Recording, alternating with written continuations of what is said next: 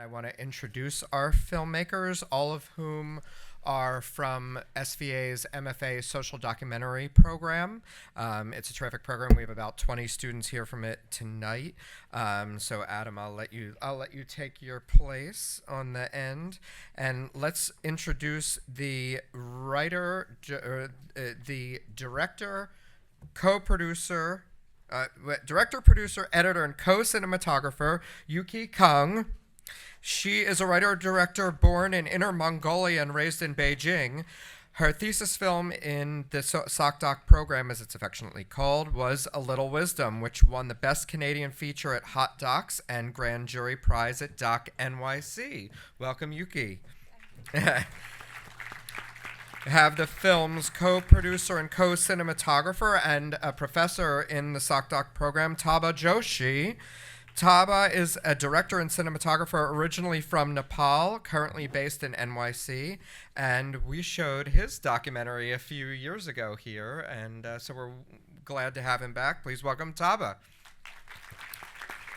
And finally, Paola Ochoa is the co-cinematographer. She's a Colombian filmmaker and cinematographer and has a BA in Social Communication and Journalism from Universidad del Valle in Colombia and the MFA in the SocDoc program. She is co-founder of the production company Extranjero Films. Did I get that kind of right? Extranjero. Let's welcome Paola. And thank you so much. And Adam, take it away. Thanks so much, and congratulations again on the film and all the success that it's had. Oh, sorry, is that better? So let's start at the beginning. What drew you to Lumbini and this monastery in particular in the first place? In the second year study, we are preparing for our thesis. So back in 2011, I did 2 years volunteer jobs. So one of the country I lived there for a year is Nepal. And during that time, I really become in love with the culture of the country. And that time, I read somewhere there's a place where Buddha was born in between the border of Nepal and India. But unfortunately, I hadn't had the chance to visit the place. So when we are preparing for the thesis idea, I thought I could go there and try to find an angle or story in Lumbini. So I went there for the first time. And how did you find this particular monastery and these boys? There were 40 monasteries around the Lumbini area. And this monastery is very, very, very unique because it's especially for young boys. And I had an experience living in each different monasteries. And I realized a lot of monks in the monastery were there not for a religious reason, but more so because the life circumstances put them there. Being a monk also means a sense of livelihood for them. And I thought I could bring that kind of awareness into a documentary story. But living with the kids, I realized they were just the young children. Being children in the monastery is a more innocent and obvious angle to portray it in the story. That's why I picked this monastery. And what was the casting process like with these boys? How long did you spend getting to know them? What was the casting process like, and how long did you spend kind of getting to know these boys before you filmed with them? So during my first trip, I went there by myself with a small camera. And then I proposed that I could teach them drawing because I have a background in drawing. So they, after a week of just keep proposing this idea, they finally agreed. So I will be there every afternoon to teach them drawing while filming, show them how to use my SLR camera, and then they would look at the footage and I will edit it in my computer to show them like edited sequences of themselves. And they find that process really interesting. So eventually, I proposed a plan that I can film their life into a short piece. That's how they eventually agreed. And while I was playing with them, I learned the dynamic of the relationship within the 40 boys there, and also learned who's more lively in front of the camera, who's the quiet one, and also learned a bit of their personal stories. And Paola and Taba, how did you become involved in the project? Well, after Yuki was doing the research, she did like this for like almost a year in this place, and she decided to do the thesis film about this topic in this place, and that's when we got on board. So we went. She was doing research in a different season, like rainy season in Lumbini area. But we got to go in a different moment. It was like the beginning of winter, Yeah, the winter. and we start like getting to know this place, other monasteries. But we finally started shooting what was going to be the film in this particular monastery that was the Tibetan monastery with these kids. And as Yuki was saying, starting discovering which one was the most charismatic, and it was finally Opakuli. And we discovered this relationship with his brother, and that's like when we realized we got a story there. Yeah, I mean that pretty much sums it. And once the three of you were there filming, how did you? There's so many wonderfully intimate moments between the boys in the film. How did you? What was getting to that stage of filming those kind of moments like, and how did you deal with those when they came up? So we never had the conversation, but it just naturally that we were very casual with filming. So there were never a time we would like set up tripods and like getting sounds ready. We were always hanging out with them and trying to play with them, and then. But like previous nights, we would have conversations like what kind of scene that are missing and what kind of scenes that I'm looking for particular that we could find maybe in the next day or something. So when those scenes start to emerge, one of us would pick up the camera, or sometimes both cameras would be up during like something that's happening. So they get more and more loosened up in the front of the camera that way. I think that's how we did it. Yeah, and also I feel like being all the time with them, just if we are shooting or not, just being with them all the time and getting their trust. I think like even times they don't feel we're like an older person. They treat us like old cousins, like siblings, right?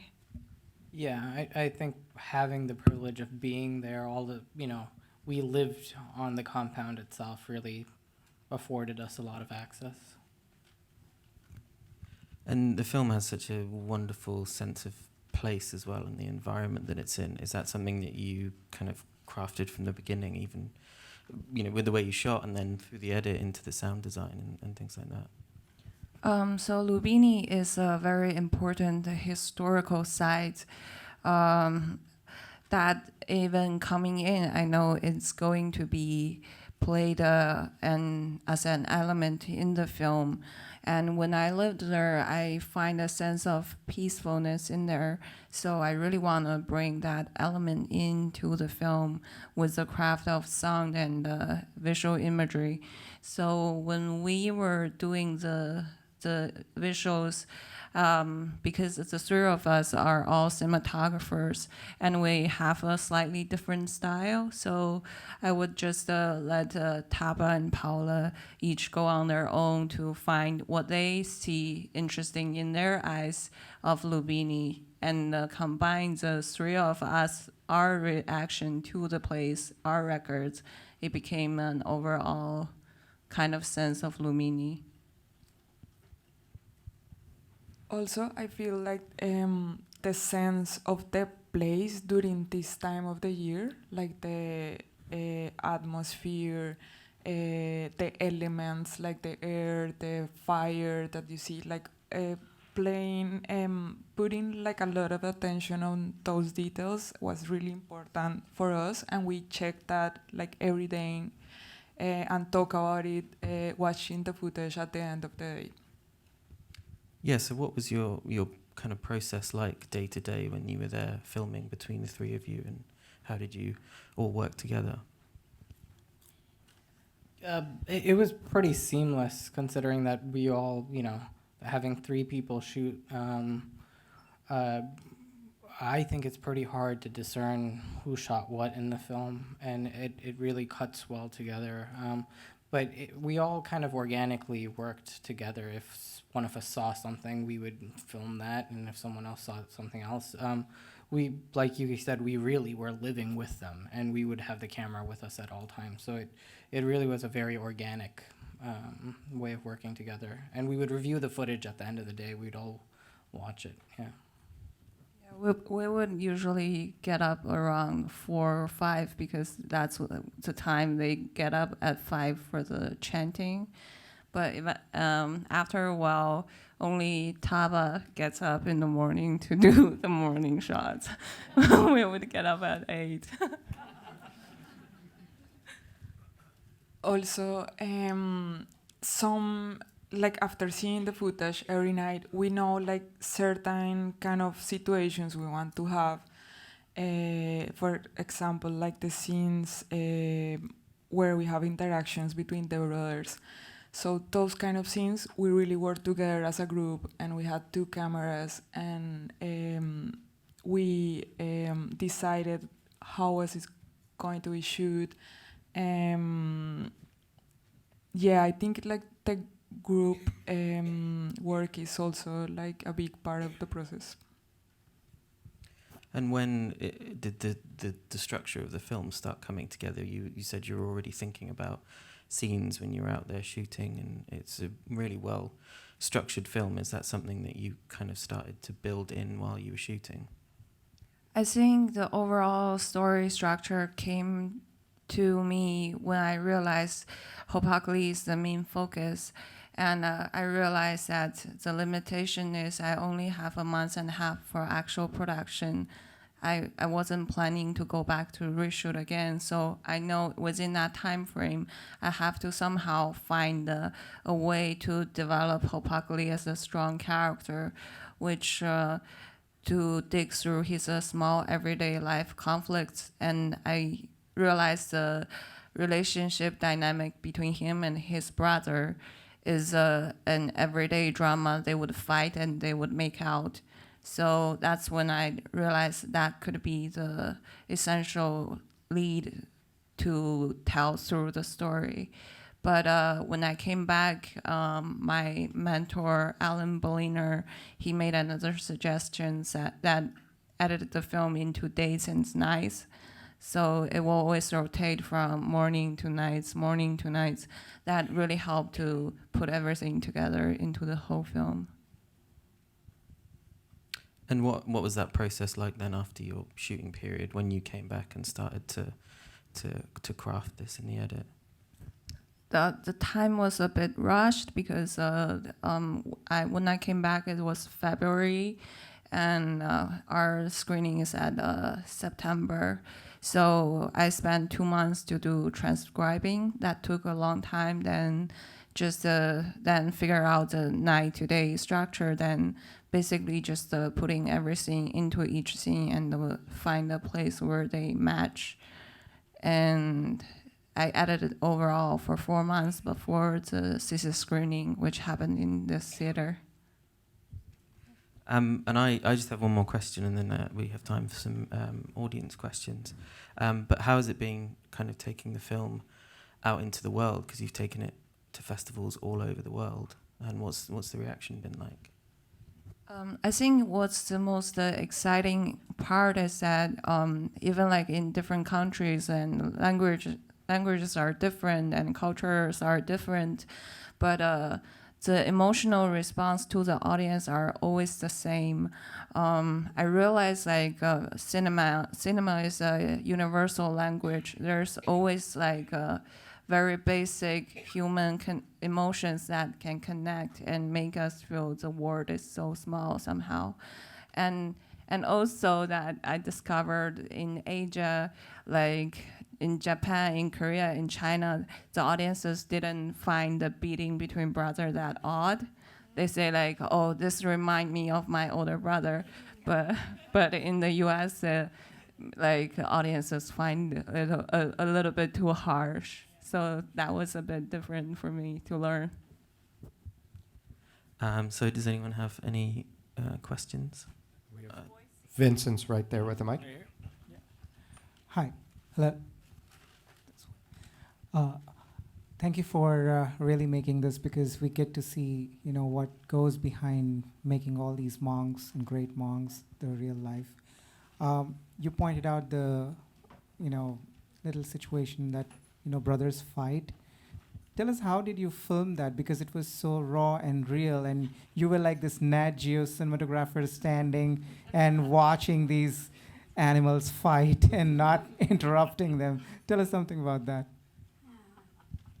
So they would have fights behind the door all the time, and sometimes like different boys would show up with bruises on their bodies, and I would ask, and they say like they fight overnight. So then I just decide I really want a fight scene in my film.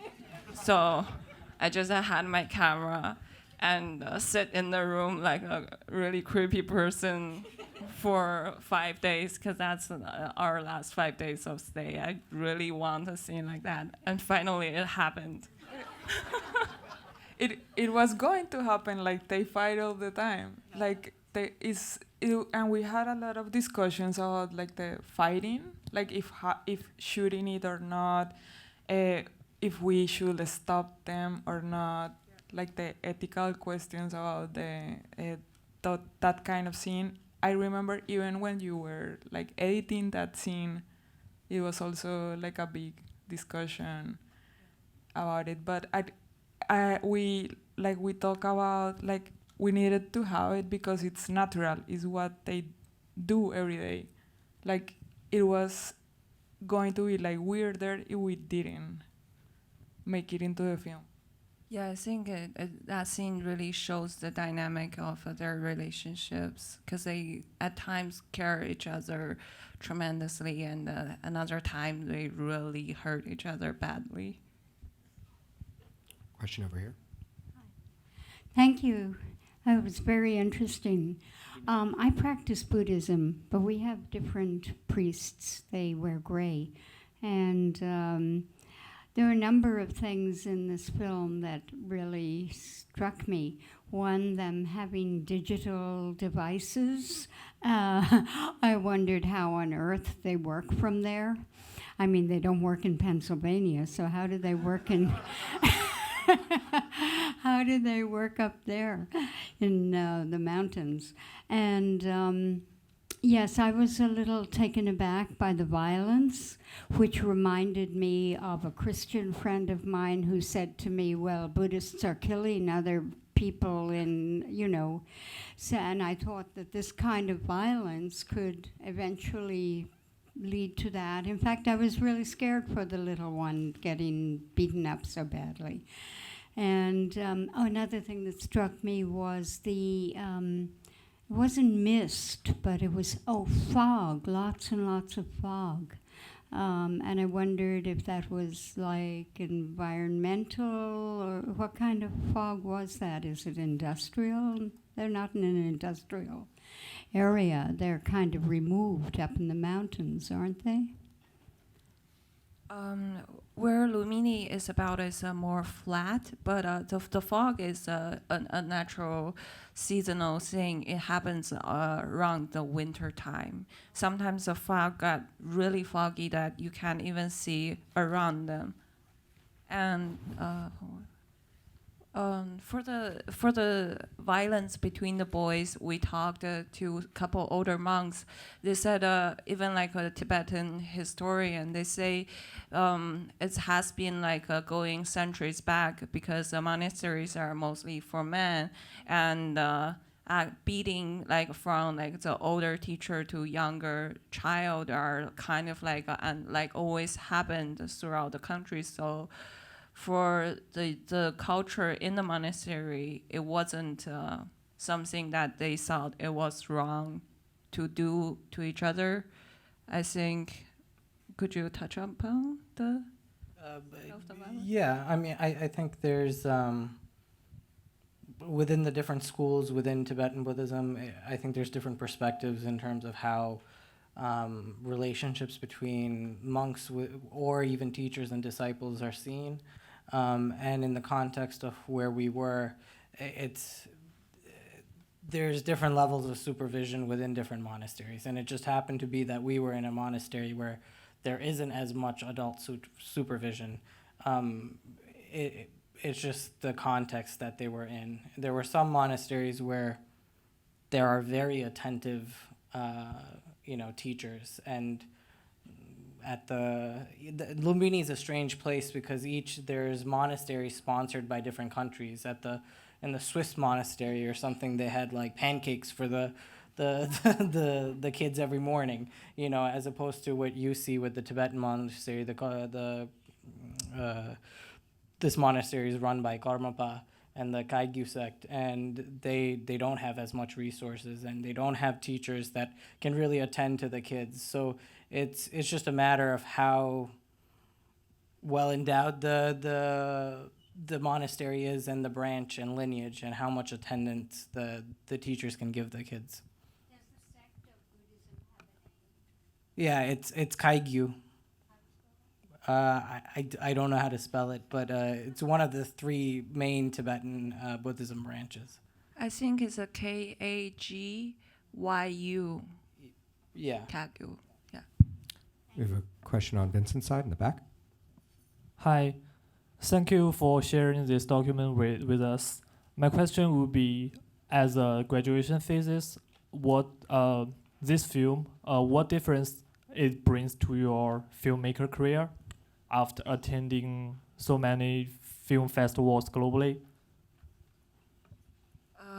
I think it definitely helps. But my plan came in the second year. I knew I want to make a feature. I knew I want to be played in festivals that I had a plan on. So I think it takes adjustments to know that the hard part in filmmaking is not in production, it's not in the creation process. I think I realized much more difficulties in distribution and how the film came out to the real world. That's still a part that I'm taking adjustments to. But I really appreciate all the unexpected things that happened to my film. Yeah. A question back here. This was a really wonderful film. You have three different people doing most of the shooting, and could you talk a little about, did the kids respond differently to you individually? I think they did. So we realized that the kids were more open to me and Paola, but with Taba, it's more like an older brother role. So Taba would shoot specific scenes like outside, versus me and Paola, we would try to get more intimate scenes with them because they tend to be more open up. And then between the two of us, I think they like to bully me the most. So we decided like I would follow Hopakuli more, and Taba would follow with Vija to talk about some more serious stuff. And yeah. We have Jamie over there. Hey, good job, Adam. So since you guys are approaching this from such a verite standpoint, you're following these kids. When you're planning things and like you're looking at it, are you just following what they're doing that day, or are you going, hey guys, you know, it'd be really good if you kind of go play in the tree. That would be awesome. Like how heavily directed are they and whatnot? So prior to even going to the monastery, I already have a very clear idea of their routines. So every day is the similar routine. They wake up, do the chanting, 3 sections of the chanting and class, and then like a free time. And during their free time, sometimes they go into the forest and play on a big tree. So basically, we learned that Bija was the king of that monastery. All the kids were listening to him. So I would just suggest to Bija, say, hey, so today, do you guys want to go to the forest? And then he will just like say, go to the forest, and all the kids just run into the forest. So there's a little bit of a suggestive directing in there. We have one in the center. Has this film been shown to the kids, and what, if it was, what was their reaction? I hadn't personally brought the film back, but our cinematographer, Taba, he had a 2-3 hours really rough cut, and he brought his computer to the kids. He stayed there for 2 days, and the kids just watched the film all those 2 days, nonstop. Could you talk about a little? Yeah, I mean, that? they just thought it was funny to see themselves on screen. And they made some editorial notes. They said more action. We come back next time because we have some more like moves to show you. Down in front. Hi, I'm a SocDoc student from Group 11, and I want to. It's very glad to see this movie, and I want to ask, how long have you, from the production to the shooting and the editing, how long does it take? And the second question is, I saw many scenery shot in this movie, very beautiful scenery shot, and I want to ask, the meaning of the scenery shot is to make it more beautiful, or you want to show some circumstance like the foggy scenes? And the second question is, actually I like it very much because it's a nature contradiction between the discipline of and the children's innocence. How you deal with this nature contradiction between the things? Yeah. So for the whole process making the film, I really began to research on 2015, and we shot on 2016, but the film came out on 2017, and it played through festival until this year. But overall, like I would say, editing, I spent 6 months editing, and production was like 1.5 months. And in between those are the times I took break from the project, and also waiting for like a lot of like applications and answers from festivals. So that's the time I took. And what's the other question? For the natural elements, I studied Buddhism since a very young age, so but I don't want to imply those in text into the film. So I realized a lot of, for me, like Buddhist teaching is the nature, the fact that every day, every season is always going in a circle, and you see things come alive and things die within a day or a season. So I want to bring that into the film as a kind of a subtle thing, as a imply of a Buddhist teaching. And one of the reasons to choose that monastery is the innocence of the kids, and how this really religious setting, very heavy and very serious environment with the young energy. I like that contrast. So that's also one of the reasons why we picked that monastery. Thank you. You have one back there. I have a very simple question. Did you have a translator? I didn't, but Taba speaks Nepali, but he left halfway during our production. But what I realized it really helped is that we didn't understand what they were saying. So when Taba was filming, there were much cursing in front of him. But when he left, I learned a couple cursing words from Taba. So like I can hear them talking about those cursing words all the time. That's when they really realize like, oh, fine, nobody understands us. So that's how we got a lot of footage from that. But also, like, most of the kids talk a little bit of English, so... Yeah. So basically, like, we understand the overall, like, what they were saying, but just not the specifics. But at some point, it becomes, like, more about understanding the body language.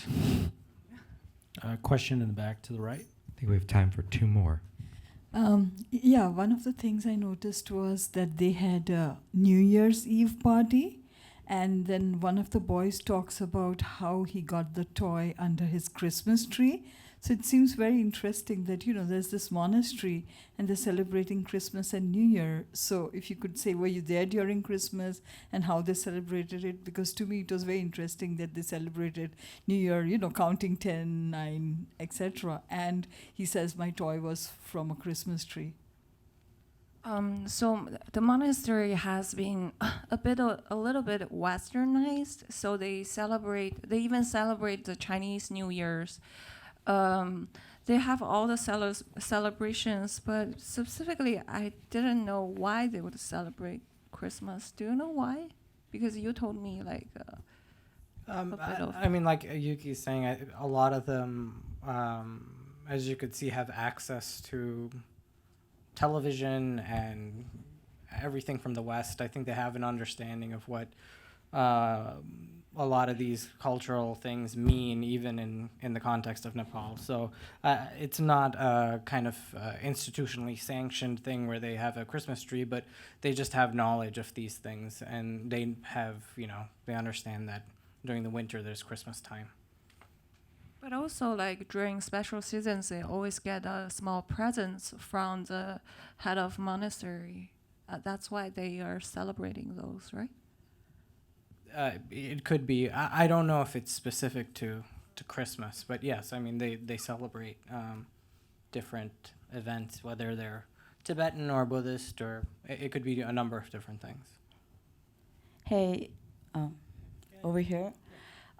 So I really like this documentary. I'm Tibetan. I grew up in Nepal, and I've been to Lumbini once or twice, but I felt like I learned so much more from your documentary, so kudos on that.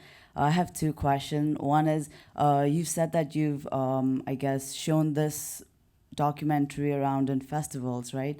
After you've shown it, has anyone come up to you and said, hey, I would like to help these kids in some way or the other, given that, like, you know, it's a documentary, but yet it's pointing out to some of the things that you wanted to, such as, like, these kids are being sent there because their parents don't have the resources to raise them, right?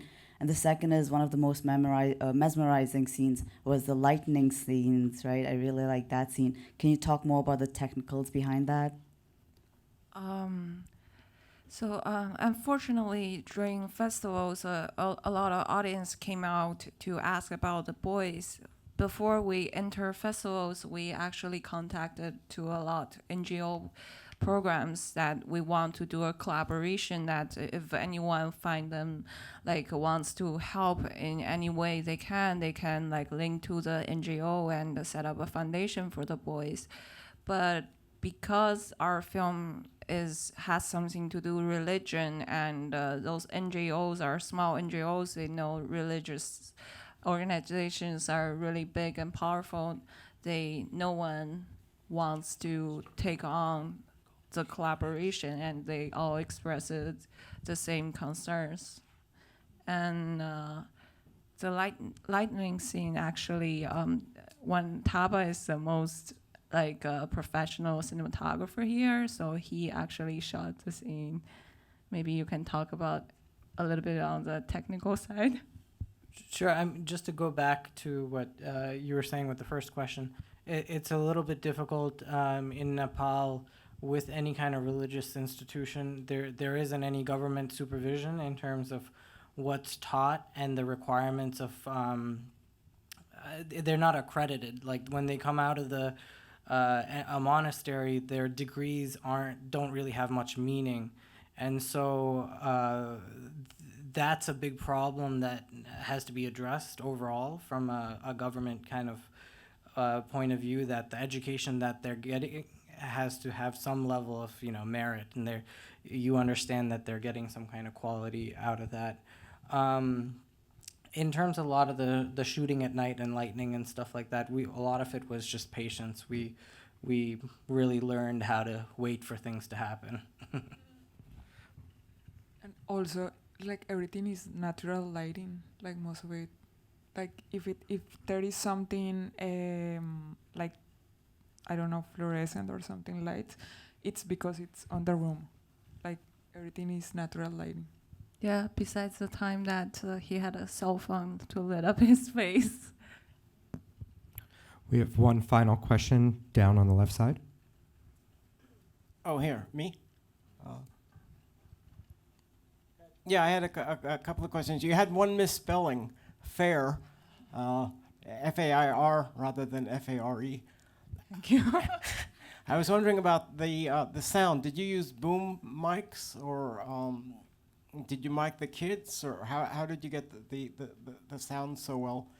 And another question I had, there was like one scene where you had a door closing and you see the monk or the kids walking in the distance, and they stay between the door that's closing. Was that planned out? I mean, did you, or did it just happen the way it did? So for sound, we tried to mic the kids, and then I realized it was a really bad idea because they never sit through the sound, just become unusable. So sometimes we have a boom, but most of the time, because how we shoot, there is not so much preparation to it. So most of the time we just use the shotgun, and I will have a zoom recorder like around that area to do the additional sound. And for the closing scene where they walk into the distance, they were walking and we place our tripod, and then the door started to close, and I was thinking, oh no, what I do? And then it closed to halfway and stopped. And I didn't know what that scene would mean for us in the end when I brought to editing, and everybody who saw that scene think that was the ending for it. So eventually I put that into the ending sequence, which I think maybe that's a message from the Buddha or something. Well, I think the end is a great place to end. So let's give a round of applause to Adam and our filmmakers. Thank you so much for being here.